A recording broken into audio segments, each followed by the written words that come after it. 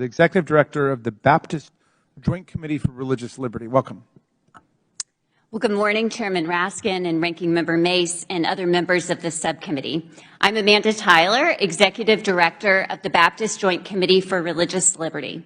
As a faithful Christian and a patriotic American, I am honored to be here this morning to offer testimony about the connection between Christian nationalism and white supremacy, why Christian nationalism must be addressed, and why I believe Christians have a special responsibility to address the harms of Christian nationalism.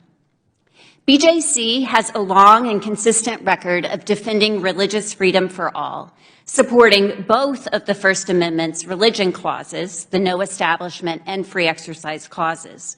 We chaired the coalition that pushed for passage of RFRA. In July 2019, BJC launched Christians Against Christian Nationalism. It's a grassroots project of Christians from every congressional district in the country who oppose the rise of Christian nationalism and its threat to our faith and our country. Christian nationalism is a political ideology and cultural framework that seeks to merge American and Christian identities. It suggests that real Americans are Christians and that true Christians hold a particular set of political beliefs. The Christian in Christian nationalism is more about ethno-national identity than religion. Christian nationalism is a gross distortion of the Christian faith that I and many others hold dear. Opposition to Christian nationalism is not opposition to Christianity, and a growing number of Christians feel a religious imperative to stand against Christian nationalism. Christian nationalism uses the language, symbols, and imagery of Christianity. In fact, it may look and sound like Christianity to the casual observer. However, closer examination reveals that it uses the veneer of Christianity to point not to Jesus the Christ, but to a political figure, party, or ideology. Christian nationalism often overlaps with and provides cover for white supremacy and racial subjugation. It creates and perpetuates a sense of cultural belonging that is limited to certain people associated with the founding of the United States, namely native-born white Christians.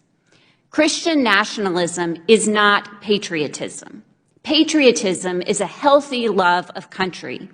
Nationalism is an allegiance to country that demands supremacy over all other allegiances. Christian nationalism relies on a cherry-picked and misleading version of an American history in order to thrive. The Christian nation myth must downplay or ignore the role of indigenous communities, Black Americans, immigrant populations, religious minorities, secular Americans, and all others who undercut the false narrative that the U.S. is special because it was founded by and for white Christians. But the myth of a Christian nation is worse than just bad history. It undermines and contradicts the U.S. Constitution, specifically the prohibition in Article 6 against religious tests for public office, one of the truly revolutionary aspects of the Constitution that laid the foundation for the U.S. being a faith freedom nation. As a Baptist, I became a leader in the fight against Christian nationalism because of my increasing alarm about the violence it has inspired at our country's houses of worship. Mother Emanuel AME Church in Charleston, Tree of Life Synagogue in Pittsburgh, Chabad of Poway near San Diego. As recently as earlier this year at the Top Supermarket in Buffalo, Christian nationalism inspired white supremacist violence in public spaces. Christian nationalism helped fuel the attack on the U.S. Capitol on January 6th, uniting disparate actors and infusing their political cause with religious fervor. We applaud this committee's sustained work to confront white supremacy and investigate its myriad causes. Understanding Christian nationalism is imperative to both dismantling white supremacy and preserving religious freedom for all. Christianity does not unite Americans. Our belonging in American society must never depend on how we worship, what we believe, or how we identify religiously. Do not allow anyone to say that confronting Christian nationalism is somehow anti-Christian.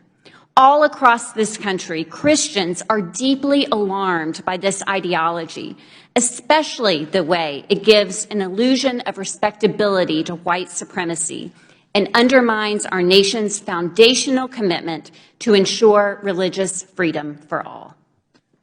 Thank you for your testimony, Ms. Tyler.